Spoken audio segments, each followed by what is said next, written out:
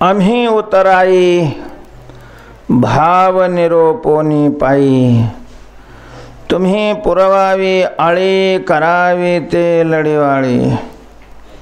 आमचा हा नेम तुम्हा उचित हा धर्म,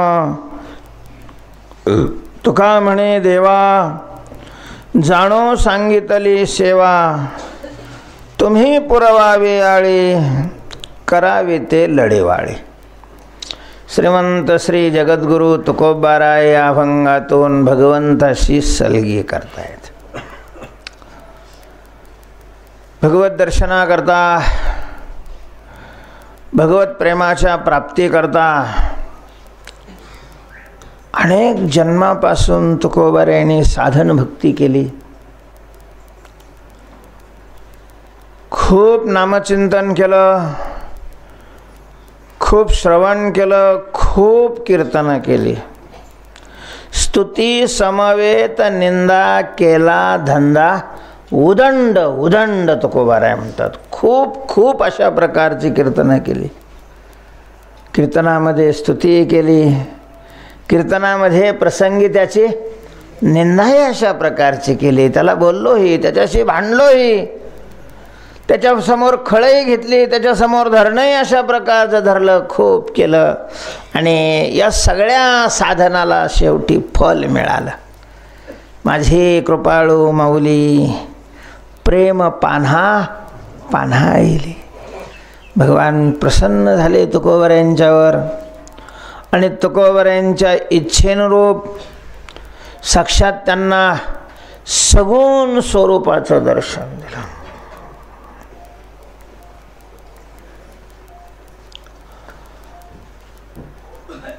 प्रतिमेचं दर्शन हे भक्तीमध्ये मोडतं, साधनेमध्ये मोडतं, फलामध्ये नाही मोडत ते। प्रतिमा दर्शन हे काय आहे? साधन आहे। नवविधा जी भक्ती आहे त्या नवविधा भक्तीमध्ये वंदन नावाची एक भक्ती आहे। श्रवणम कीर्तनम विष्णोः स्मरणम पादसेवनम अर्चनम वंदनम। त्या वंदनामध्ये दर्शन मोडतं। आपण ज्याला दर्शन म्हणतो की नाही, शास्त्रामध्ये त्याला दर्शन नाही म्हणत। आपण ज्याला दर्शन म्हणतो शास्त्रामध्ये ते दर्शनात नाही, ते वंदनामध्ये मोडतं। आणि मग बऱ्याच वेळेला आपल्याकडून अशी गल्लत होते की आपण वंदनाला दर्शन म्हणतो, दर्शनाचं फल पाहतो। वंदनाचं फल मिळतं, दर्शनाचं फल वंदनाला कसं काय मिळेल? दर्शन दर्शन आहे, वंदन वंदन आहे। वंदनाचं फल अपूर्व आहे। वंदनाचं फल काय? अपूर्व आहे, पुण्य आहे, पुण्य होईल त्याला। मागील परिहार पुढे नाही शिण, हे फल कसं काय मिळेल वंदनाला? ते फल मिळण्याकरता काय व्हावं लागतं? दर्शन व्हावं लागतं, दर्शन। आणि दर्शन शब्दाचा मुख्य अशा प्रकारचा अर्थ आहे साक्षात्कार। पांडुरंगाचा आत्मरूपाने साक्षात्कार होणं याचं नाव दर्शन आहे। याच्याशिवाय मागील परिहार होत नाही, याच्याशिवाय पुढला शिण जात नाही। पांडुरंगाचं जोपर्यंत आत्मरूपाने दर्शन होत नाही, अनुभूती होत नाही, तोपर्यंत भाग गेला नाही, शिन गेला नाही। अवघा झाला आनंद नाही। त्याच्याकरता ते दर्शनच व्हावं लागतं महाराज। त्या दर्शनाशिवाय जीव मुक्त नाही होत।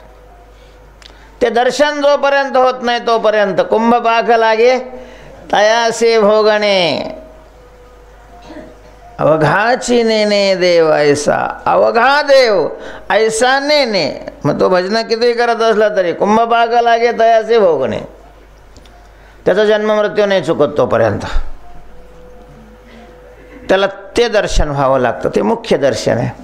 पण भक्तीच्या मार्गाने चाललेला जो साधक आहे त्या साधकाची एक आगळी वेगळी इच्छा असते। त्याला भगवंताच्या सगुण रूपाच्या दर्शनाची अपेक्षा असते। मुक्तीकरता सगुण रूपाचं दर्शन झालंच पाहिजे असं काही नाही आहे। सगुण दर्शनाचा आणि मुक्तीचा संबंधही नाही। मुक्ती निर्गुणाच्या साक्षात्काराने म्हणजेच आत्मत्वानी भगवत दर्शनाने मुक्ती प्राप्त होते। पण तरीही भक्तांची इच्छा असते आम्हाला तुझं सगुण रूप हवंय, ज्या रूपाला पाहून गोपींचं चित्त तुझ्या ठिकाणी स्थिरावलं, हरलं गेलं. ज्या रूपाला पाहिल्यानंतर पशुसुद्धा देहभावाला विसरून तुझ्याशी एकटक पाहत होते, ज्या रूपाला पाहिल्यानंतर ऋषी मंडळी बायका करण्याकरता गेलेले ते बायको होण्याकरता तयार झाले, अशा प्रकारचं तुझं जे सगुण स्वरूप आहे, अतिशय सुंदर जे आहे, तुझी निळी कांती, तुझी निळी कोटी चंद्रप्रकाश आहे, असं ज्या रूपाचं दर्शन केलेलं आहे, आम्हाला त्या रूपाचं तू दर्शन दे. सगुण भक्ताची ही अपेक्षा असते. सगुण भक्ताला मुक्तीचं फार देणं घेणं नाही राहत. सगुण भगवंताची उपासना करणाऱ्या भक्ताला मुक्तीशी, म्हणून तर बरेच असे संप्रदाय आहेत सगुण ईश्वराची उपासना करणारे की ते मुक्तीच मानत नाही ही असली. तद्रूपता ही जी मुक्ती आहे किंवा या ब्रह्मत्वासीची पार्था सायुज्याची व्यवस्था ही मुक्तीच मानत नाही. ते भगवंताचं निर्गुण स्वरूपच स्वीकारत नाहीत, कारण त्यांना भक्ती करायची असते आणि भक्तीला निर्गुण नाही, सगुण काय असतं, पोषक असतं. पण सगुणाच्या साक्षात्काराची ते काय करतात, अपेक्षा करत असतात. भगवंतांनी तुकोबारायांची तीही अपेक्षा पूर्ण केलेली आहे. तुकोबाराय निर्गुणाच्या विरोधी नसल्यामुळं तुकोबारायांना आत्मत्वाने पांडुरंगाचा साक्षात्कारही झालेला आहे. तुकोबारायांची प्रेमाची अपेक्षा होते, भगवंतांनी तीही अपेक्षा पूर्ण केलेली आहे. अर्थात तुकोबारायांच्या चित्तामध्ये आता अपेक्षाच शिल्लक राहिलेली नाही.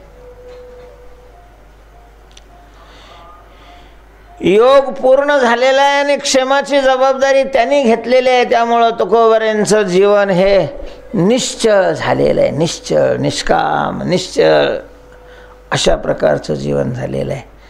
आणि म्हणून कालच्या अभंगामध्ये तुकोबारायांनी घोड अशा प्रकारचं पांडुरंगाचं वर्णन केलेलं आहे की माझी विठ्ठल माऊली प्रेम पाना पान्हाईली, कुरवाळोनी लावी स्तनी, नवजे दुरी जवळोनी. जवळोनी दुरी न वजे, तो जवळून दूर जातच नाही. महाराज आपण वृंदावनला जर गेलो तर तिथल्या प्रत्येक भक्ताच्या मुखातून तुम्हाला हे ऐकलं जाईल की कृष्ण वृंदावनातून गेलाच नाही म्हणतात ते. भगवान कृष्ण वृंदावन सोडून मथुरेला गेलेच नाही. म्हणून रुक्मिणी कृष्ण हा त्यांचा देव नाही आहे, कारण रुक्मिणी कृष्ण हा देव कुठला आहे, द्वारकेतला आहे. त्यांचा देव राधा कृष्ण आहे. ते देव तिथून गेला असं मानतच नाहीत, कारण भक्ताला सोडून देव जातच नाही. नवजे दुरी जवळोनी, तुकोबारायांना ती अवस्था प्राप्त झालेली आहे. तुकोबाराय सतत आपल्या सानिध्यामध्ये पांडुरंगाला पाहू लागलेले आहेत. एवढे निरंतर हे केव्हा म्हटलं जातं वस्तूला, ज्या वेळेला ती वस्तू सानिध्यात असते, आपल्या समोर असते, त्यावेळेला हेची. आणि हे हा अभंग लिहित असताना, या अभंगाची रचना करत असताना काही तुकाराम महाराज पंढरपूरला आलेले होते असं नाही आहे. तुकाराम महाराज जिथंही होते तिथं त्यांच्या समोर अशा प्रकारचा हा होता.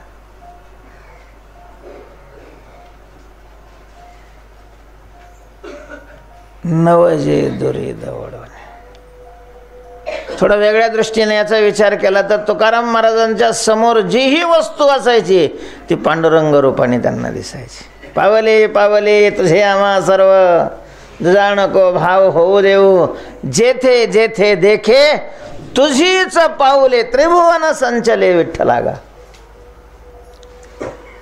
मग आता काय मागायचं राहिलं, काही मागायचं शिल्लक राहील, काही मागायला अपेक्षा नंतर मागणं असतं. आता अपेक्षाच नाही तर मागण्याचा प्रश्न नाही आहे. मागायला काही राहिलंही नाही. जेवढ्या अपेक्षा होत्या त्या सगळ्या पूर्ण झालेल्या आहेत. निश्चिंत निष्काम अशा प्रकारचं चित्त झालेलं आहे. पण तरीही गप्प कसं काय राहावं वाटतं. तसं ज्ञानोबरांनी म्हटलेलं आहे, वत्स झाली ही वरी, धेनू नवचावी दुरी. वत्स वासराचं पोट भरलेलं असतं, तरी पण आई आपल्या जवळून जाऊ नये म्हणून नुसतंच ते स्तन तोंडात धरतं, काही पित नाही काय, नुसतंच धरतं, नुसतंच त्याला इकडून इकडून त्या आईच्या भोवती फिरत असतं. या आजच्या अभंगातही तुकोबारायांची तशी स्थिती झालेली आहे. कालच्या अभंगाचा आणि या अभंगाचा सुद्धा संबंध असावा अशा प्रकारचं वाटतंय. भगवंतानी इच्छा पूर्ण केलेली आहे, भगवान जवळ आहेत, तुकोबाराही जवळ आहेत. आता काहीतरी बोलायचं, तसं बोलण्यासारखं काही राहिलेलं नाही आहे. पण मग गप्प राहिलेलं तुकोबारांना बरं वाटत नाही. मग तुकाराम महाराज देवाला थोडंसं आपल्या भाषेत सांगायचं हिनवू लागलेले आहेत, हिनवू लागले. कसे हिनवतात पहा तुकाराम महाराज, मोठ्यांचे शब्द कसे असतात. देवा आम्ही उतराई भावनिरोपणी पायी, पायी भावनिरोपणी आम्ही उतराई. आम्ही जे तसे लाडके अशा प्रकारचे लेकरं आहोत.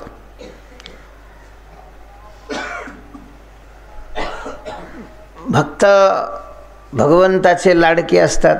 लेकरं तर सगळं जगच आहे, सगळं जगच भगवंताचं काय आहे, अपत्य आहे. मानत नाही तो भाग वेगळा आहे, भक्त मानतात. पण आम्ही लाडके आहोत. लाडके लाडके कशावरून आहोत? लाडकं कोणाला म्हणतं? ज्याच्याकडं बाप कधी डुकूनही पाहत नाही त्याला त्याला लाडकं नाही म्हणत, त्याला आवडतं नाही म्हणत. त्याला काय आवडतं असं मग नावडतं म्हटलं जातं. लाडकं त्याला म्हटलं जातं की आई बापाला सुद्धा वाटतं की ते आपल्या डोळ्यासमोरून बाजूला होऊ नये.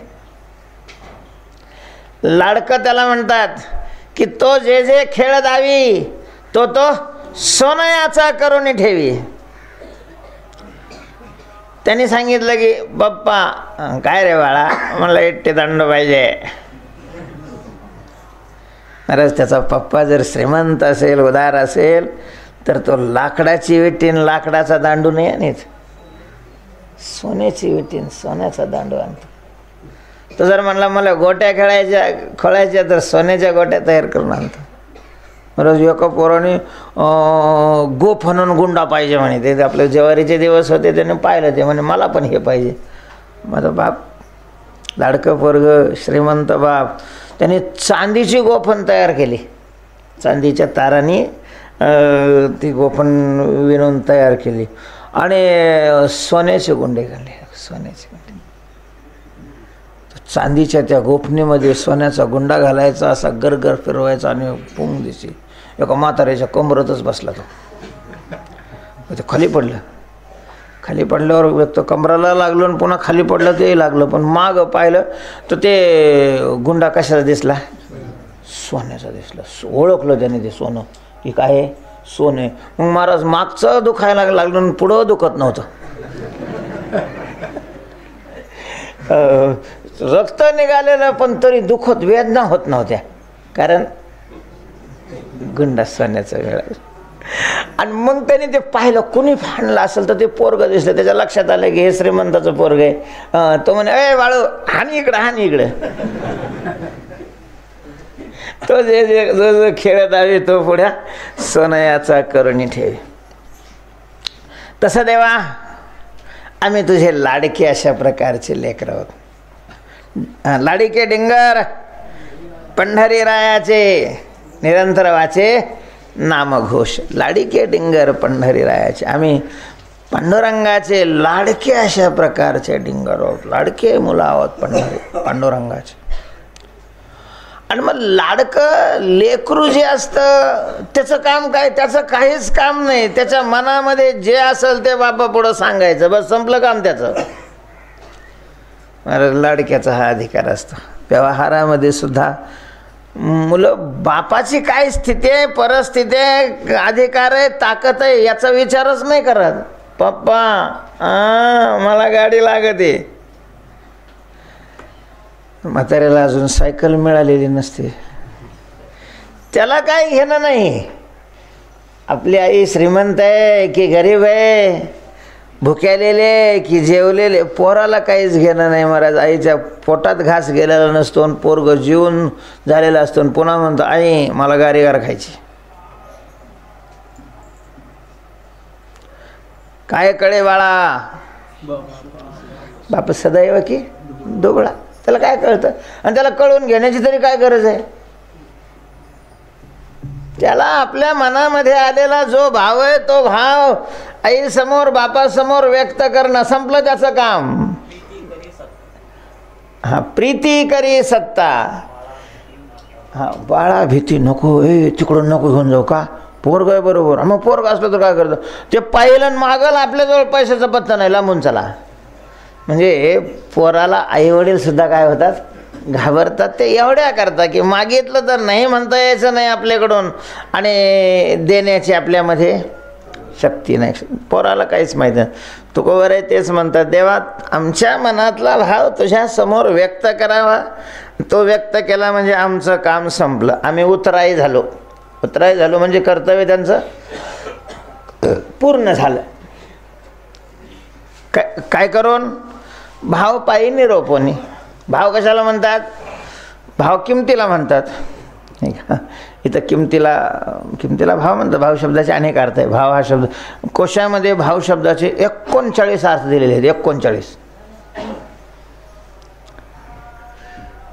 अनेक अर्थी शब्द आहे भाव. या ठिकाणी भाव शब्दाचा अर्थ मनामध्ये असलेले विचार. इथं मनामध्ये असलेले विचार म्हणजे लहान मुलाचे विचार काय असतात, किंवा इथं घर बांधावं तिथं असं करावं तिथं. हे पोरांना काय घेणं राहतं, घराचं चट मानतंय म्हातारं, त्याला काय घेणं. त्याच्या मनामध्ये त्याला हवं असलेलं जे ते मिळावं एवढाच भाव असतो, बाकीचं काही घेणं राहत नाही त्याला. जमीन घ्यायची का नाही ते म्हातारं जाणून म्हातारीचं काम झालं, याला काय माहिती नाही.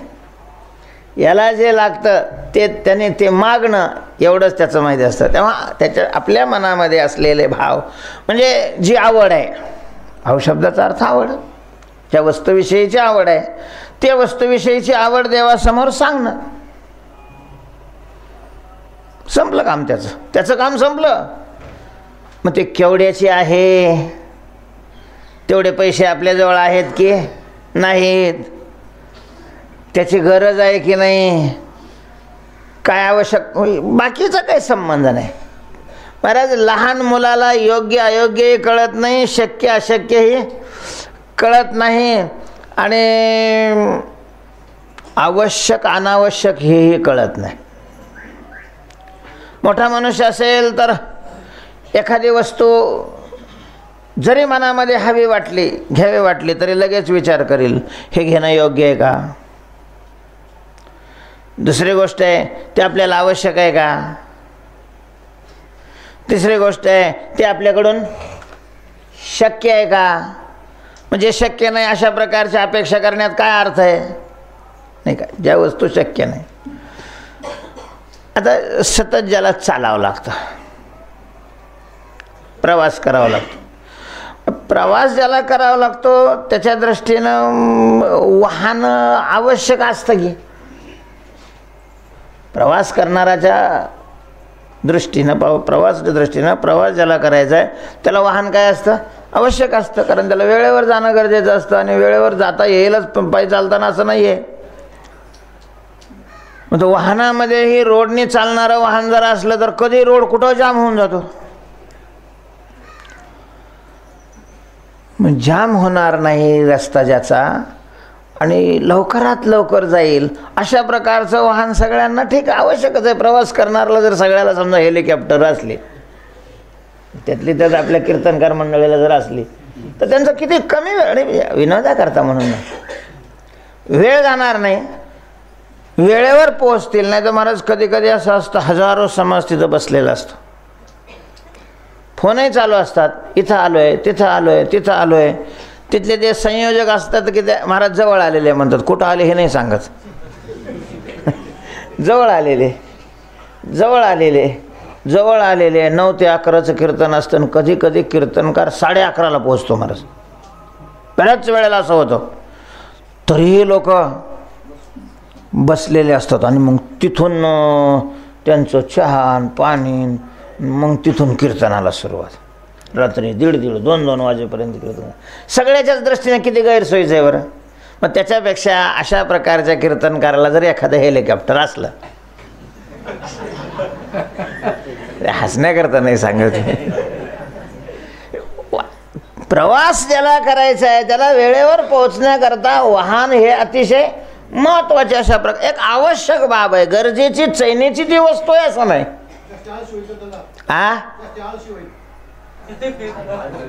नाही, कशाला आळशी होईल? आळसाचं त्याचा काय संबंध? आणि ज्यांच्याकडे वाहन नाही ते आळशी नाही असं वाटतं का तुम्हाला?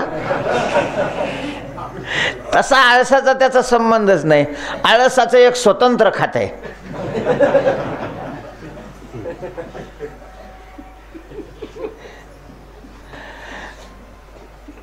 आवश्यक आहे ते, पण शक्य आहे का? म्हणून तर कीर्तनकार घेत नाहीत. हेलिकॉप्टर का घेत नाही बा? तुम्ही असलीच का गाडी घेतली? त्याच्यापेक्षा हेलिकॉप्टर का नाही घेतलं? प्रवासाकरताच लागतं ना तुम्हाला. तर मग या गाडीपेक्षा अगदी लवकर जाणार, मधला प्रॉब्लेम न येणार असं हेलिकॉप्टर आहे. तो म्हणला हे आहे सगळं खरं, पण शक्य आहे का? शक्य आहे का आपल्याकडून हेलिकॉप्टर घेणं? समजा सगळा अख्खा मठ बी विकला, जमीन विकली, सगळंच विकलं, तरी हेलिकॉप्टर येईल का? एखाद्याने फुकट दिलं तर महाराज, एखाद्याने फुकट दिलं तरी वापरणं काय नाही, शक्य नाही. कारण त्याला लागणारं इंधन ते इथं कुठं मिळणार? पंढरपुरात. त्याचा चालवणारा ड्रायव्हर, त्या ड्रायव्हरचा पगार तरी देणं शक्य आहे का? त्याच्यामुळं आपल्याकडून काही ते शक्य नाही. काढा टाकून मनातून काढून टाका ते. हेलिकॉप्टर घ्यायचं मनातून काय करा, काढून टाका. म्हणजे आपण ज्या वेळेला अपेक्षा मनामध्ये धारण करतो त्यावेळेला ही अपेक्षा पूर्ण होणं शक्य आहे का नाही याचा विचार करतो, मोठा मनुष्य असेल तर. दुसरी गोष्ट आहे की काही गोष्टी शक्य असल्या तरी आवश्यक आहेत का वा? काही गोष्टी शक्य असतात. आता समजा एखाद्याने ठरवलं की आपल्या 10 बोटामध्ये 2-2 तोळ्याच्या मुद्या घालायच्या. आता काही तुमच्यासारखी झालं शक्य नाही का ते? ज्यांच्याजवळ पैसा आहे त्याला ते काही शक्य नाही का? 10 बोट असून किती आहे आपल्याला बोट? 10. आणि 2 तोळ्याचे प्रत्येक बोटाला म्हणलं तर किती तोळे लागतील? 20 तोळे. 20 तोळ्याचा 20,000 रुपये तोळा बी जरी भाव असला तरी 20 आहे 4. एवढे 4 आणि 5 लाख आता नाही लोकांजवळ, असातला काही भाग नाहीये. लात मारलं तर तेवढे पैसे निघतात काही काहीचे. लाखाला पहिलं म्हणजे लाख म्हणजे लईच वाटत होते तसं. बरंच ते धाडे पडतात तर एका कपाटात 10-10 कोटी रुपये निघून राहिले कपाटात. आता परवा ते कोणी सांगितलं, हे याने सांगितलं 6 कोटी रुपयाचे सरळ एकदम दुकानात 2-3 जण गेले आणि तिथले ते हिरे गिळून घेतले. किती रुपयाचे? 6 कोट. 6 कोट आणि 4-4 लाखांनी किती का? 4-4 लाख होतील 6 कोटाचे. त्याच्यामुळे आजच्या या घडीला तर 4 लाख आणि 5 लाखाला काही फारसं महत्त्व आहे असं नाही आहे. त्याच्यामुळं शक्य जरी असलं तरी माणसं बहुतेक काही कोणाच्या हातात मला तर नाही दिसू राहिले. एखादी असते कोणाच्या तेवी इथं आल्यावर असे लपून ठेवते. जर विषय निघाला तर काढून खिशात घाली. मग का नाही घाले तर 10 बोटामध्ये? त्याची काय आवश्यकता आहे? विनाकारण सांभाळायला आटाटन कुठं जर एकांतात गाठलं तर हाणतील आपल्याला. त्या अंगठ्या तर जातीलच, पण त्याच्याबरोबर काय जातील? 10चे 10 प्राण जातील. 5 प्राण आणि 5 उपप्राण. त्याच्यामुळं जरी शक्य असलं तरी ते पुन्हा काय आहे? आवश्यक आहे का? आणि शक्य आवश्यक असलं तरी योग्य आहे का? म्हणजे हा सगळा विचार करतो आपण अपेक्षा व्यक्त करत असताना. मोठी माणसं, लहान पोरं त्याचा काहीच विचार करण्याची गरज नसते. तो शक्य आहे का नाही, आवश्यक आहे का नाही, काही घेणं नाही. महाराज प्रभू रामचंद्र लहान असताना सहज संध्याकाळची वेळ होती, पौर्णिमेचा दिवस मावळलेला आणि चंद्र उगवलेला आहे आणि तो चंद्र पाहिला. चंद्र पाहिल्याबरोबर रडायला सुरुवात केली. आई काय रे बाळा?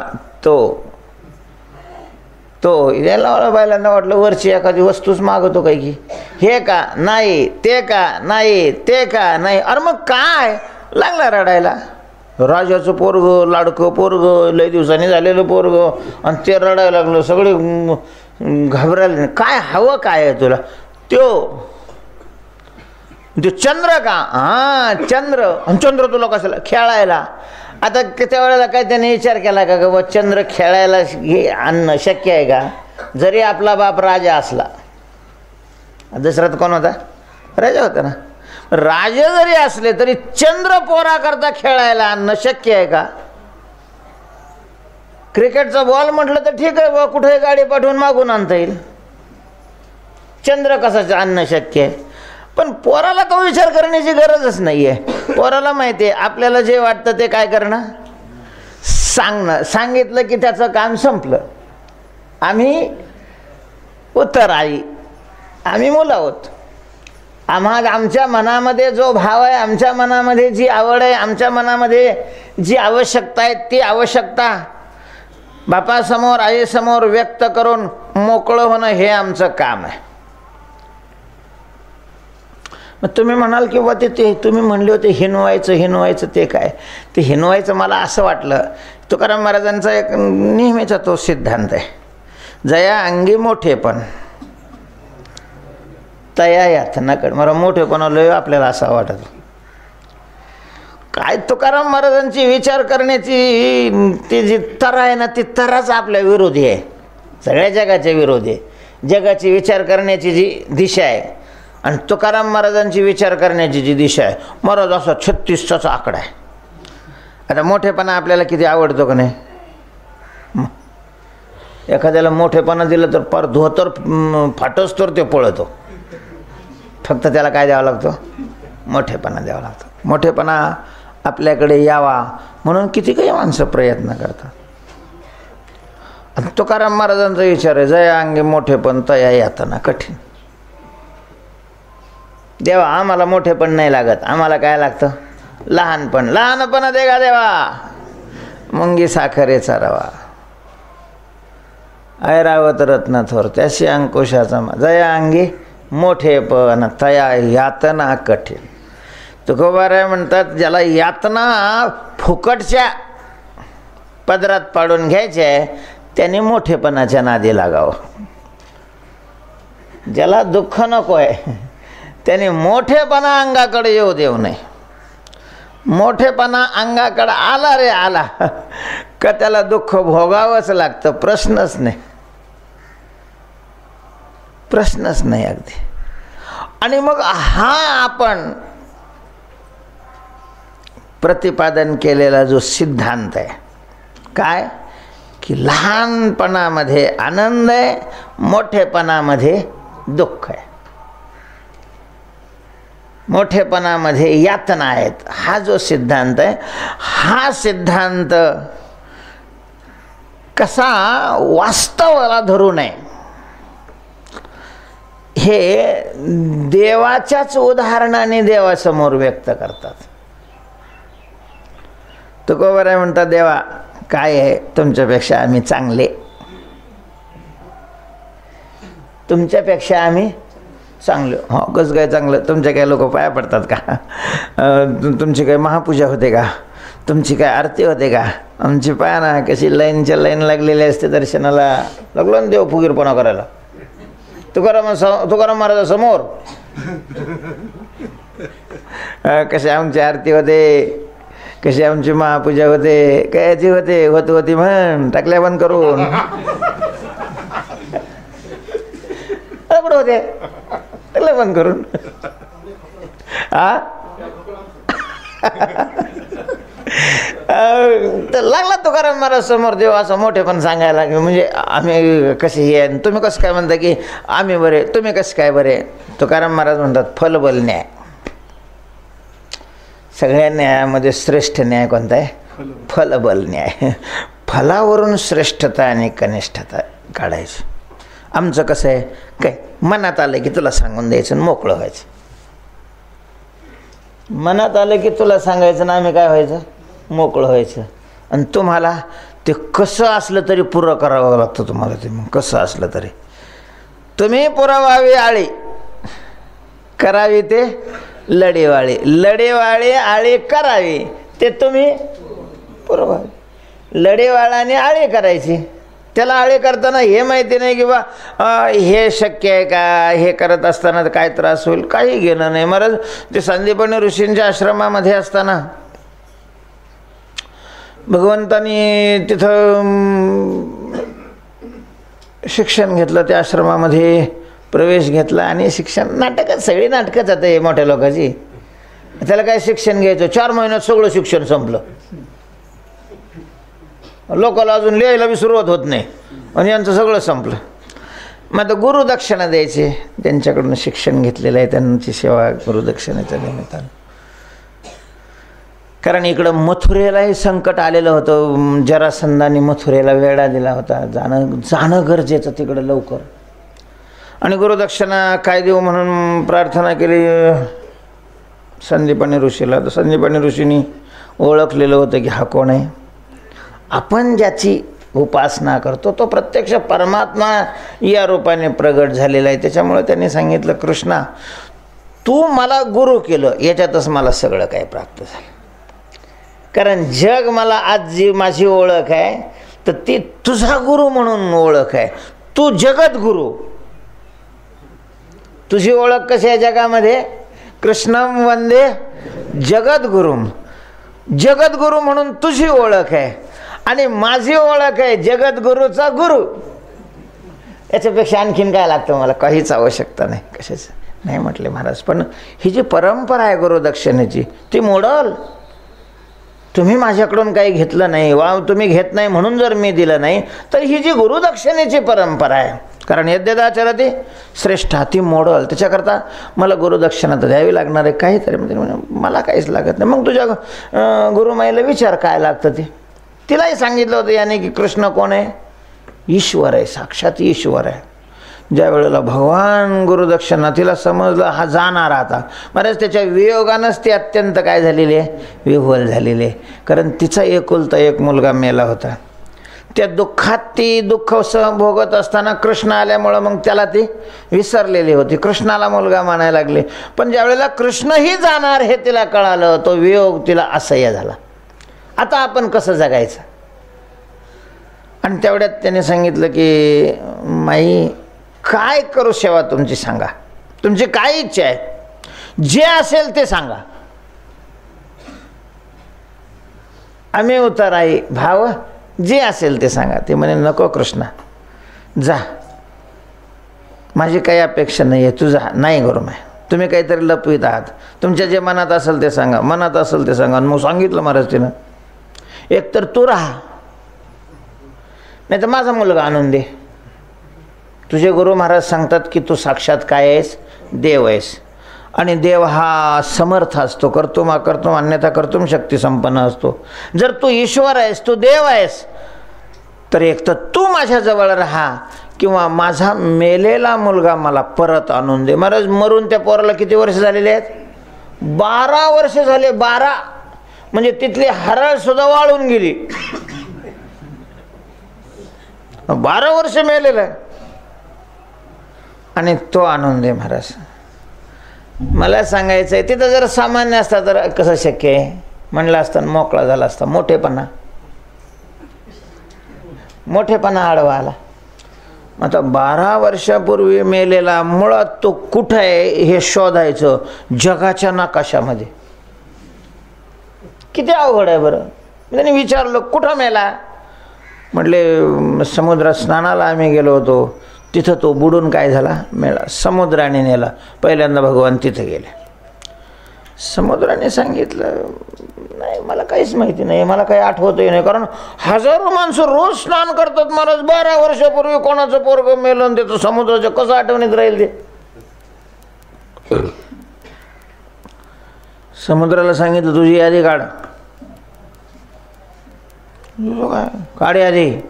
त्यानं विचारून घाबऱ्याची यादी काढ. कारण पहिलंच माहिती होतं त्याला एका गुन्ह्यात माफ केलं होतं. आता पुन्हा जर आपण गुन्हा करावा तर पुन्हा माफ नाही करणार. केव्हा माफ केलं होतं माहिती नाही? नाही लक्षात? राम अवतारामध्ये याने आपलं अनुष्ठान मानलं, समुद्राने मार्ग दाखवा म्हणून. 2-3 दिवस तो काही प्रगटच झाला नाही. मग राम क्षुब्ध झाले, अग्निबाण लावला. अग्निबाणाने पूर्ण समुद्र शोषण करायचा, समुद्रच नष्ट करायचा म्हणून अग्निबाण लावला. मग घाबरला. मी जडाय अमकं तमकं स्तुती केली. मग ह्या मोठ्या लोकाला त्यातले त्या देवाला महाराज स्तुती फक्त करावी लागत त्याची. कसला बी गुन्हा झाला तरी माफ करून टाकायची. कसला बी गुन्हा केला. त्या दक्षामुळं शंकराची बायको मेली. पार्वतीनं अग्नीमध्ये काय टाकली?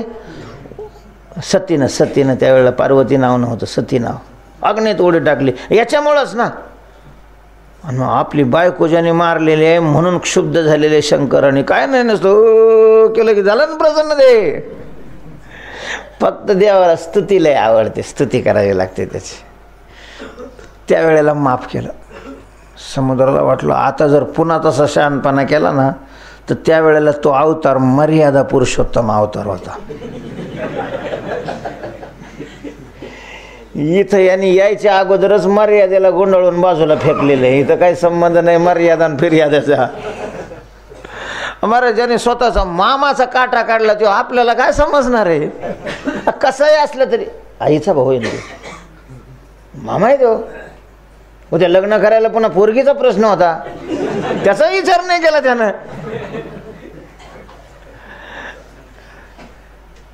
त्यामुळे समुद्र घाबरलेला. लगेच त्याने त्या सगळ्या फाईली काढल्या. त्या सगळ्या त्या वर्षाच्या फाईलमध्ये पाहिलं यांच्या गुरु महाराजाचा मुलगा त्यांनी काही नेला नाही. मग त्यांनी सांगितलं की माझ्या पोटामध्ये एक शंखासूर नावाचा दैत्य शंखात लपून राहतो. कदाचित त्यांनी नेलेला आहे का पहा. म्हणजे ही केवळ आपला मोठेपणा सांभाळायचा. आता रोज काय मरत नाही माणसं. ह्याच्या गुरुचाच पोरगा मेला होता. महाराज करोडो जीव रोज काय होतात? मरतात. पण त्याच्यात एक मेलं तर ह्याला एवढं सिरियसली घ्यायचं काही कारण नाही. पण मोठेपणा तिथं फुगीरपणाने सांगितलं काय इच्छा असेल ती मागा, काय इच्छा असेल ती मागा, मी द्यायला समर्थ आहे. आमकय तमकय मागितलं. आता कुठं काय चालचूळ करता येते? त्या समुद्रात असलेल्या शंखापर्यंत गेले. तो झोपलेला होता. मारलं महाराज त्याला. मृत्यूच्या वेळेला तो म्हणे मला का मारलं? अरे म्हणे तू माझ्या गुरुचा पोरगा. म्हणे मी नाही आणलेला. अरे मग उगाचच मारलं तुला. जाऊ दे म्हणे आता तुला काय हवं आहे ते सांग. मग त्यांनी सांगितलं की माझ्या कलेवराची आठवण म्हणून तुम्ही त्याला सतत हातात धारण करायचं. तो शंख घातला पंचजन्य. इथं नाही मग काय करतो? मग गेले थेट यमलोकामध्ये. म्हणजे मोठेपणा ह्याच्या हिनं सरळ सांगून टाकलं मला मुलगा दे, माझा पोरगा दे. आम्ही उत्तर आहे भाव निरोपणी. भाव अशा प्रकारचा व्यक्त केला, निरूपण केला. झालं. तिथं यमाच्या दरबारात तिथं जाऊन शंख वाजतो. शंख वाजवल्याबरोबर ते सगळे गडबडले. यम धावतच आला. प्रभू माझं भाग्यापैकी काय नाही. कारण इकडं मथुरेला त्या याने वेळा दिलेला महाराज. आणि हे दोघं इकडं होते. आणि तिथं कोण होतं? मग मथुरेच्या सैन्यामध्ये असं काय जीव होतं? जरासंधाबरोबर टक्कर द्यायला त्यांचं. त्याच्यामुळे तिकडं जाणं गायचं होतं ना. हे नेऊन दिल्याशिवाय तिकडं जाता येत नव्हतं. त्यांनी सांगितलं 12 वर्षापूर्वी माझ्या गुरुचा मुलगा मेलेला आहे, घेऊन ये त्याला. त्यांनी सांगितलं देवा आमच्याकडे आम्ही स्थूल आणतच नाही, नुसतं आतला रस काढून आणतो. ते तिथंच फेकून देतो. स्वतः गेला ना इकडं. आम्ही इथं कुठं इतकी जागा आहे. सूक्ष्म शरीर असतात आमच्याकडं, स्थूल नाही आहे आमच्या. सूक्ष्म घेऊन ये म्हणत. आता ते उगत देवानीच दट्ट्या दिल्यामुळं नाही तर का यम दुसऱ्या म्हणून दुसऱ्याचं ऐकलं असतं, काय केलं असतं. पण हा तिथं उभाच राहिला, बसणं सुद्धा गेला खाली. शेवट धावपळ करून शोधून त्याचं ते सूक्ष्म शरीर काढलं. भगवंताच्या ताब्यात दिलं. आता नुसते सूक्ष्म शरीर नेऊन देता येईल का त्या म्हातारीला? सूक्ष्म शरीर घेऊन ती काय करणार होती? थोडीच मानणार होती. कारण माणसाला तर स्थूलाची काय असते? आवड असते. आवडी कलेवरा कलेवरी. काय पुढे पहिलं काय? हां पहिलं काय? नाही तेच चरण. हां आवडीच आहे का? हां मग बरं, ते शिक्का घेतला मारून तुमच्याकडून. आपण आपलं चुकलं म्हणजे कुठं रे कामं तुम्ही असं कसं काय म्हणले? तुमच्याकडूनच म्हणलं म्हणजे आपला ताण नाही राहिला. भाऊ तरुणी पायी. आवडी कलेवरी. तर कलेवराला कलेवराची काय असते? आवड असते. तर त्याच्यामुळं ती हे सूक्ष्म शरीर घेऊन तिचं समाधान नाही होणार. मग तर स्थूलाचं तर 12 वर्षापासून महाराज त्या स्थूलाचं काय झालं असेल? 4-2 दिवसात जिकडं तिकडं होतं. समजा नाही बी जाळलं तसं तरी कुत्रे लगेच सुरू करून टाकतात. कुत्र्याने खाल्लेलं त्याची विष्ठा होते, त्या विष्ठेचं सुद्धा लगेचच मातीमध्ये कशामध्ये तरी रूपांतर होऊन जातं. आता त्या 12 वर्षापूर्वीचं काय? मग याने आपल्या संकल्पाने त्याचा स्थूलदेह निर्माण केला. त्या स्थूलदेहामध्ये याला घातलं. म्हणून संकल्पाने कसं काय होईल? यांच्या संकल्पामध्ये तेवढी ताकद होती आहे. नाहीतरी पूर्वी योनिज सृष्टी नव्हतीच, आरंभी अयोनिज सृष्टीच होती. तपश्चर्या करायची आणि तपश्चर्याने मनामध्ये संकल्प करायचा, अशा प्रकारचे मी पुत्राला जन्म द्यावा. आणि ते लगेच पोरं काय व्हायची? ते संकल्पाने पुढं उभे राहायचे. 10-10 हजार पोरं एका वेळेला त्या दक्षाने निर्माण केले संकल्पामध्ये. आणि याच्या संकल्पात तर काय ताकद नाही महाराज. अख्खं जग संकल्पाने निर्माण करू शकतो. त्याला एक पोरग निर्माण करायला, एकाच स्थूलदेह निर्माण करायला काय अवघड आहे? आणि पुन्हा ते सूक्ष्म शरीर त्याच्यात घातलं, त्याला आणलं त्या गुरुमाईजवळ. गुरुमाईने काय केलं होतं? फक्त भावनिरोपणी पाहिजे आम्ही उतराई, तुम्ही पोरं व्हावी आळी. आणि मग यांनी ते सगळे त्यांची आळी म्हणजेच इच्छा, प्रेमाने लाडाने केलेली इच्छा, तिला काय म्हणतात? आळी म्हणतात. तर अशा प्रकारची आमची इच्छा तुम्ही पूर्ण करावी. आणि मग ती पूर्ण करण्याकरता तुम्हाला काय काय करावं लागतं? बरे नाही का आम्ही? तुम्हीच सांगा देवा कोण श्रेष्ठ? इच्छा करणारा श्रेष्ठ का इच्छा पुरवणारा श्रेष्ठ? पुरवणारा श्रेष्ठ. पण ताण कोणाला जास्त होतो? फलबलने आहे ना. ताण कोणाला होतो? आम्हाला भूक लागलेली आहे, आम्हाला आज तुमच्याकडून शिरा खायचा, असं एखाद्यानं म्हटलं. झालं तो म्हणला, झालं ना रिकाम. याला पळरावा आणायला, बघ साखर, चांगलं तूप आण, गॅसमध्ये गॅस आहे का पहा, आमकं करो. सगळंच आलं ना याच्या पाठीमागं. केवळ आपला मोठेपणा सांभाळण्याकरता पार हे धोतर फाटस तर पळत. मग मागणाऱ्याने काय केलं? आम्हाला एवढं पाहिजे, संपलं काम, झाला तो मोकळा. तुकोबार आहे तेच म्हणतात, देवा कसं काय आहे मग? तुम्हाला कोण वाटतं श्रेष्ठ? बरे आहे की नाही? आम्हाला काही ताणच नाही ना, आम्ही फक्त आळी करायची एवढंच आम्हाला ताण आहे. आणि केलेली आळी मग पुन्हा ह्या महाराज लय विचित्र राहते. लाडक्या पोराची कामं लय विचित्र असतात. म्हणजे नुसती वस्तू पाहिजे नाही,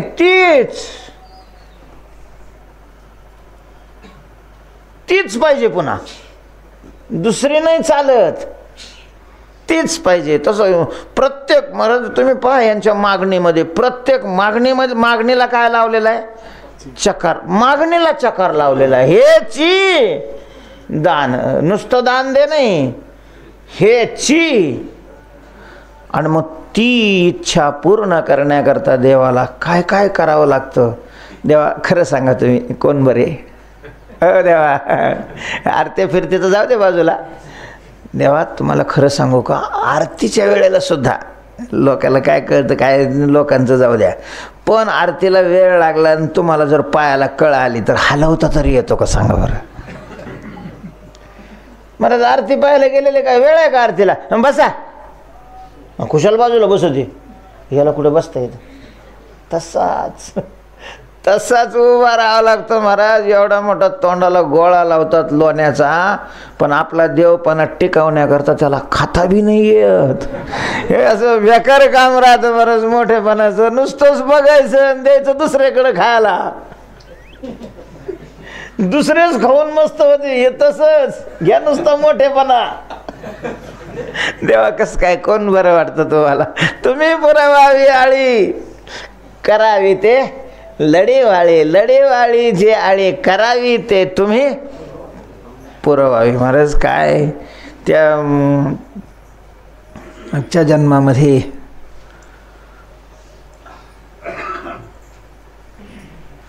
नंद यशोदा तपश्चर्या केली, भयान तपश्चर्या केली. भगवान प्रसन्न झाले. मोठेपणास औरमरोही मंत्री आल्यावर तर त्याला म्हणावंच लागतं की काय इच्छा आहे बा तुमच्या.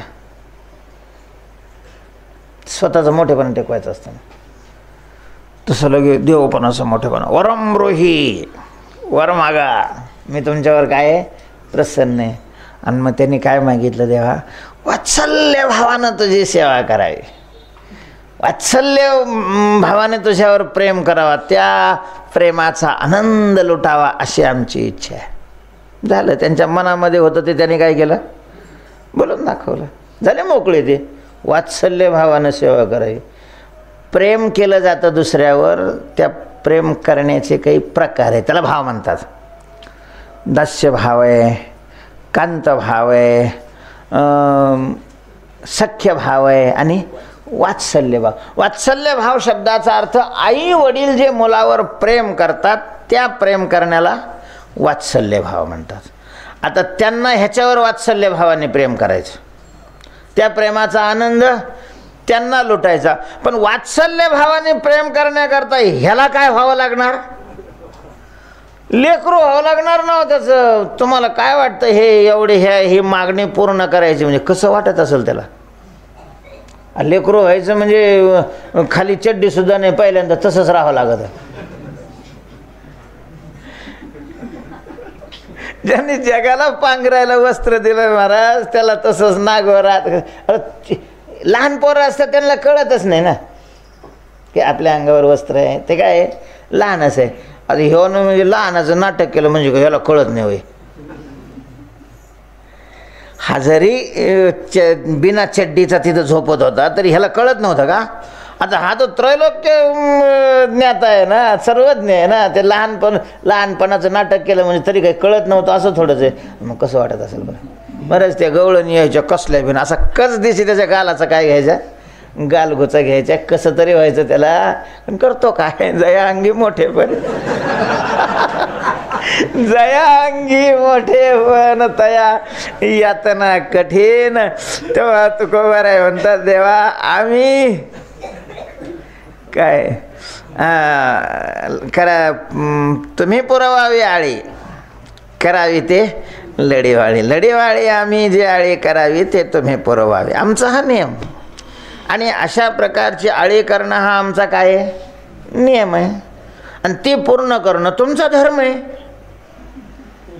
आमचा हा नियम. आणि तुम्हा उचित हा धर्म. आम्ही अहो पण मग आम्हाला काहीच नाही करावं लागत. आम्हाला काय करावं लागतं? फक्त जी सेवा सांगितलेली आहे ती सेवा करणं एवढंच आम्हाला माहिती आहे. बाकीचं काही घेणं नाही आम्हाला, काही घेणं नाही महाराज आम्हाला. तू फक्त जी सेवा सांगितली करायची, तू सांगितलं की बाबा तुम्ही नामचिंतन, आम्ही आपलं नामचिंतन करतो, काही घेणं नाही. आणि मग मनात इच्छा असते आम्हाला संतांची भेट होय, पण त्या संतांच्या भेटी करता तुला काय काय करावं लागतं, आम्हाला काहीच घेणं नसतं. आम्ही फक्त सांगतो संत संगती देवा, देववशी चित्ती त्याची घडावी संगती, ऐसे आवडते म्हणा देवा पुरवावे वासना. मग तुझे संत नवीन निर्माण कर, नाहीतर कुठला हुडकून आण, नाहीतर काय करायचं ते तुझा प्रश्न आहे, आम्हाला काहीच घेणं नाही ना. आम्ही फक्त तू जी सेवा सांगितलेली आहे ती सेवा करणं एवढंच आम्हाला माहिती आहे. बाकीचं आम्ही काही माहिती करूनही घेत नाही.